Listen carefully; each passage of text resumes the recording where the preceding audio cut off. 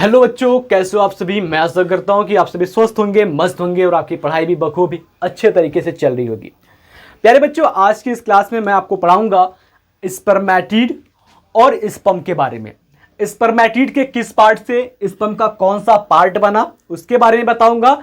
Then उसके बाद आपको स्पर्म के स्ट्रक्चर के बारे में बताऊंगा। जी, हमने आपके सामने स्पर्म का डायग्राम यानी कि शुक्राणु की संरचना बनाकर रखी है। केवल मैं आपको यहां से समझाऊंगा हर पार्ट का नाम, हर पार्ट के काम के बारे में, जो काफी ज्यादा इंटरेस्टिंग होने वाला है और इंपॉर्टेंट भी होने वाला है आपके लिए। ठीक है, चलिए यहां पर मैंने क्या किया है, एक स्पर्मेटिड का स्ट्रक्चर बना रखा है। ये एक स्पर्मेटिड का स्ट्रक्चर बना रखा है। यहां पर कुछ मैंने स्पर्मेटिड में नाम लिखा हुआ है। याद रखना स्पर्मेटिड क्या है। जब आप स्पर्मेटोजेनेसिस पढ़ रहे थे यानी कि शुक्राणु जनन पढ़ रहे थे, तो स्पर्मेटोगोनिया यानी कि जिसको हिंदी में शुक्रजन कोशिका कहते हैं, उसमें विभाजन हुआ तो प्राइमरी स्पर्मेटोसाइड बना, फिर सेकेंडरी स्पर्मेटोसाइड बना और सेकेंडरी स्पर्मेटोसाइड आगे चल करके स्पर्मेटिड यानी कि शुक्राणु प्रसु का निर्माण किया। और यही क्या है, शुक्राणु प्रसु है। अब शुक्राणु प्रसु की स्ट्रक्चर को हम देखते हैं तो ये शुक्राणु प्रसु का स्ट्रक्चर है। जहां पर हम बात करते हैं तो सबसे ऊपर की ओर देखते हैं तो गोल्जी बॉडी है, बीच में न्यूक्लियस है, फिर उसके बाद माइटोकॉन्ड्रिया है, फिर सेंट्रोसोम यानी कि तारक काय है। तो अब अगर हम बात करते हैं तो इस स्पर्मेटिड के किस पार्ट से स्पर्म का कौन सा पार्ट बना, यानी कि हम बात कर रहे हैं जो गोल्जी बॉडी है वो क्या बनाएगा, या फिर जैसे हम बात कर रहे हैं स्पर्म के अंदर एक्रोसोम कौन बनाया, न्यूक्लियस कौन बनाया, सेंट्रोसोम कौन बनाया, माइटोकॉन्ड्रिया कौन बनाया, या मिडिल पीस कैसे आया और टेल कैसे बना, इन सभी की बात करते हैं। ये पूंछ कैसे बना, इन सभी की बात करते हैं।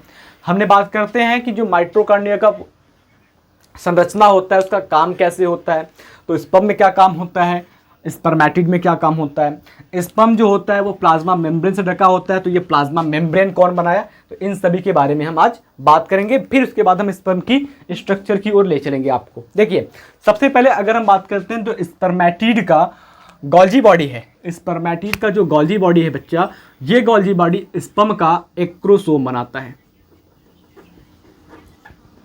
स्पर्मेटिड का जो गोल्जी बॉडी है वो स्पर्म का एक्रोसोम बनाता है। न्यूक्लियस तो भाई न्यूक्लियस ही बनाएगा। माइटोकॉन्ड्रिया स्पर्म के अंदर माइटोकॉन्ड्रिया बनाता है, केवल इसका स्ट्रक्चर चेंज हो जाता है। तो स्ट्रक्चर कैसा है उसको भी मैं आपको डिस्कस करके बताऊंगा। सेंट्रोसोम जो होता है भाई, स्पर्मेटिड का सेंट्रोसोम दो पार्ट में बढ़ जाता है, प्रॉक्सिमल और डिस्टल। प्रॉक्सिमल की बात करें, देखो यहां पर दो सेंट्रोसोम है, एक क्या है हेड के अंदर है और एक नेक में है। तो एक क्या बना रहा है, प्रॉक्सिमल, प्रॉक्सिमल सेंट्रोसोम अग्र तारक काय।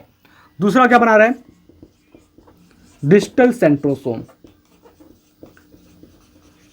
जिसको पश्च तारक काय कहते हैं, ये बना रहा है।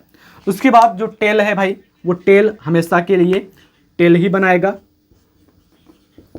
ये है आपका जो स्पर्मेटिड है, ये स्पर्मेटिड स्पर्म के हर पार्ट का निर्माण करता है।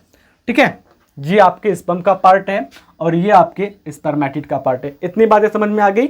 अब आप फटाक से इसको नोट कर लीजिए, फिर हम चलते हैं आपको स्पर्म के स्ट्रक्चर के बारे में समझाते हैं। याद रखिए, यहां से कंपटीशन का क्वेश्चन ये है कि स्पर्म का एक्रोसोम किससे बना या स्पर्म के एक्रोसोम का निर्माण कैसे हुआ। तो स्पर्म के एक्रोसोम का निर्माण स्पर्मेटिड में पाए जाने वाले गोल्जी बॉडी से हुआ। एक्रोसोम का निर्माण, जिसको हिंदी में हम अग्रपिंडक के नाम से जानते हैं, यहां पर एक प्रकार का एंजाइम पाया जाता है। उस एंजाइम का नाम भी मैं आपको बताऊंगा। बस पहले आप इस पॉइंट को नोट कीजिए, फिर चलते हैं आगे की ओर, समझते हैं एक एक पॉइंट को।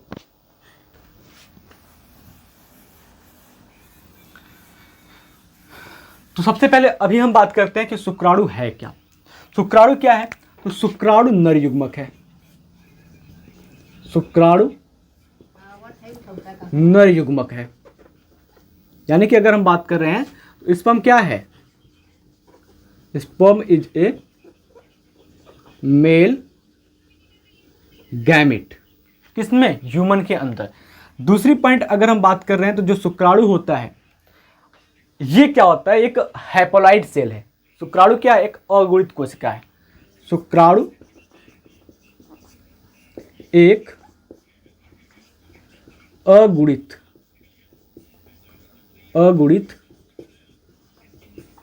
कोशिका है। यानी कि हम बात करें क्या, स्पर्म जो है ना भाई, sperm is haploid cell. Haploid cell, sperm क्या है, हैप्लॉइड सेल है, अगुणित कोशिका है, जहां पर क्रोमोसोम की नंबर आधी होती है। याद रखिएगा, हमारे पूरी बॉडी के अंदर जो आपका स्पर्म सेल है केवल वही हैप्लॉइड है, बाकी जितनी सेल हैं सबके सब डिप्लॉइड सेल हैं। जस्ट एक मिनट, थोड़ा सा, ठीक है।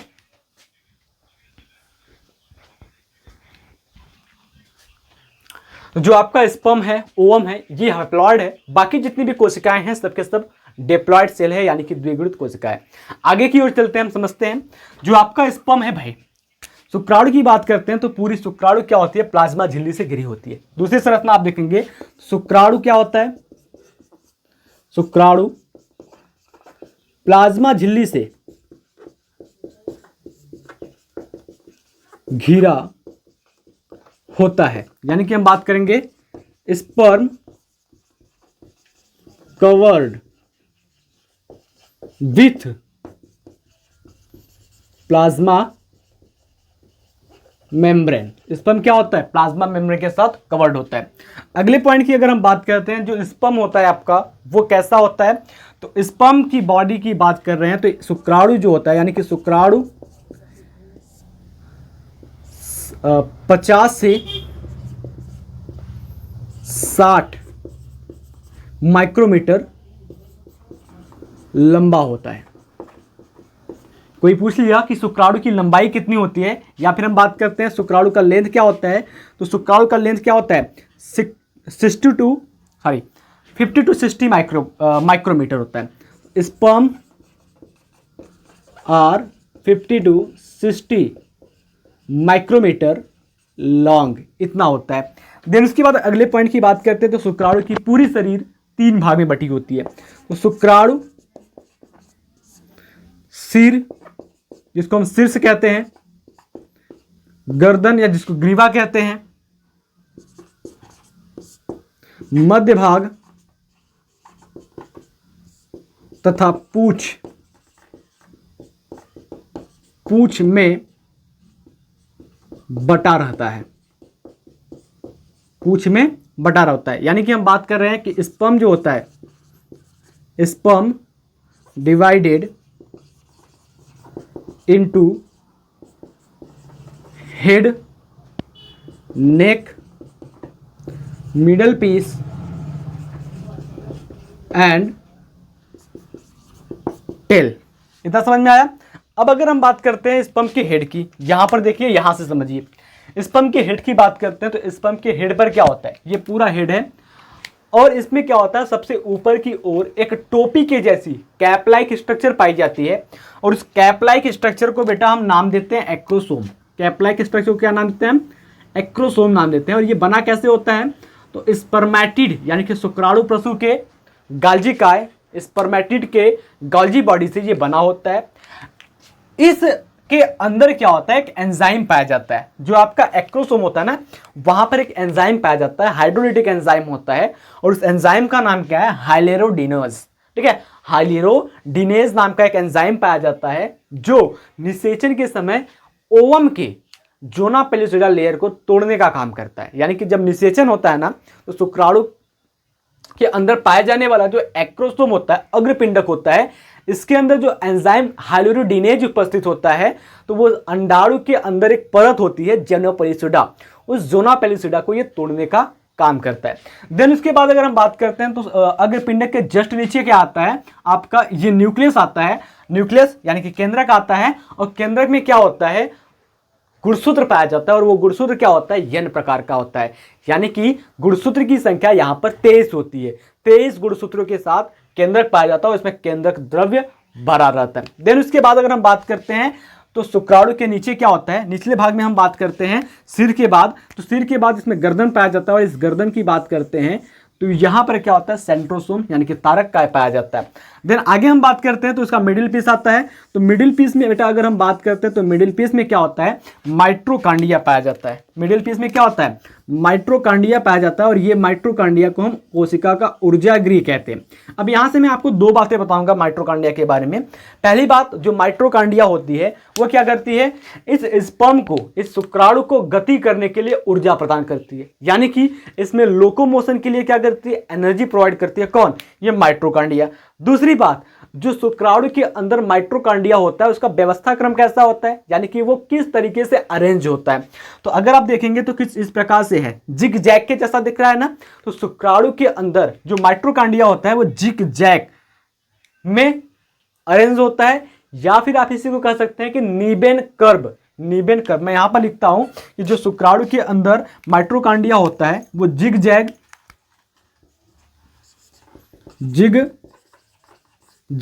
या नीबेन कर्व, ठीक है, जिग जैग या नीबेन कर्व मैनर में क्या होते हैं, व्यवस्थित होते हैं। जिग जैग या नीबेन कर्व मैनर में क्या होते हैं, व्यवस्थित होते हैं। उसके बाद अगर हम बात कर रहे हैं तो अगला इसके आगे आ जाएगा ये टेल, यानी कि पूंछ आ जाएगा। और पूंछ का काम क्या होता है भाई, शुक्राणु में जो पूंछ का काम होता है वो क्या होता है, शुक्राणु को गति करने में सहायता करता है। जितनी तेज पूंछ के अंदर मोशन होगा उतनी तेज शुक्राणु आगे जाएगा।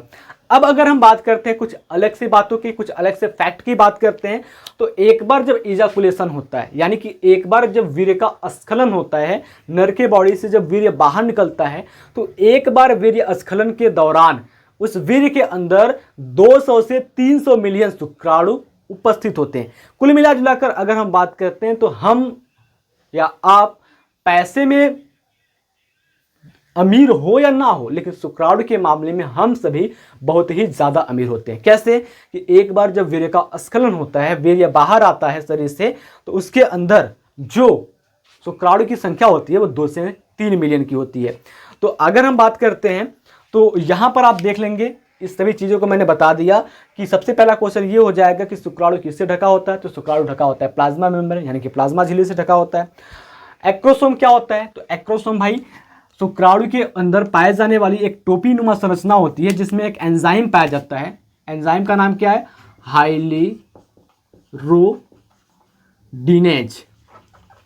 हाइलिरिडिनेज नाम का एंजाइम पाया जाता है, जो क्या करता है, फर्टिलाइजेशन में भाग लेता है। बना किसका होता है, तो स्पर्मेटिड के एक्रोसोम, स्पर्मेटिड के गॉल्जी बॉडी से एक्रोसोम बना होता है। देन न्यूक्लियस की बात करते हैं तो न्यूक्लियस में क्या होता है भाई, केंद्रक युक्त गुणसूत्रीय पदार्थ न्यूक्लियस के अंदर ये होता है, और इसमें गुणसूत्र जो होता है वो भाई हाफ होता है, हैप्लॉइड होता है, यानी कि सिंगल वाला होता है, यन टाइप का होता है। तो मैं आशा करता हूं कि ये स्पर्म का स्ट्रक्चर आपको अच्छे से समझ में आ गया होगा। तो मिलते हैं आपसे अगले क्लास में स्ट्रक्चर ऑफ ओवम, यानी कि अंडाणु की संरचना के साथ। और तब तक के लिए जय हिंद, जय भारत। बने रहिए हमारे साथ बायोलॉजी पढ़ने के लिए।